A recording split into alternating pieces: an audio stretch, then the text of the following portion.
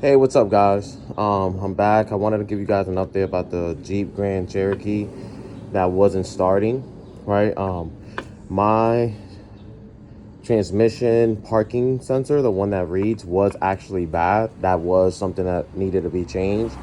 But even after changing that, I was still experiencing problems, right? So it ended up being my ECM, ECU, whatever you guys call it. So I had to get a new computer.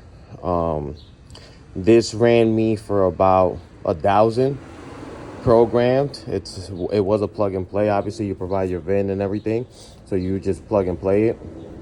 Yeah, I'm not sure if these cars suffer from it, but my dad's Jeep Commander also went through something similar where we had to replace the computer, except it was a lot cheaper than this one. This one, for whatever reason, flagship, that website, they're based off of Long Island, had it for $1,000, right?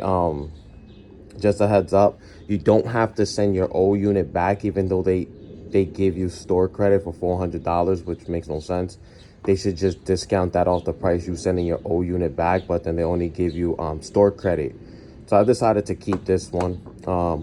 Some of the problems that I was having when using this one, which I knew this was bad, my car would, every time you shift it in gear, it would like shift extremely rough and extremely hard.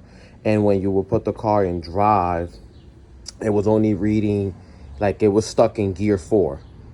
My transmission has no problems, no nothing. It's not mileage. So that wasn't the issue. So it was actually the computer, the transmission ECU, which is, if I'm correct, I think it's the green one. Like whatever section this is plugged into and behind the motherboard or this circuit board, this was the problem. My transmission computer, or the part of the computer that just programs and deals with the transmission, was the issue. But yes, she's up, she's running, she's good, no codes. I've been driving, towing and everything.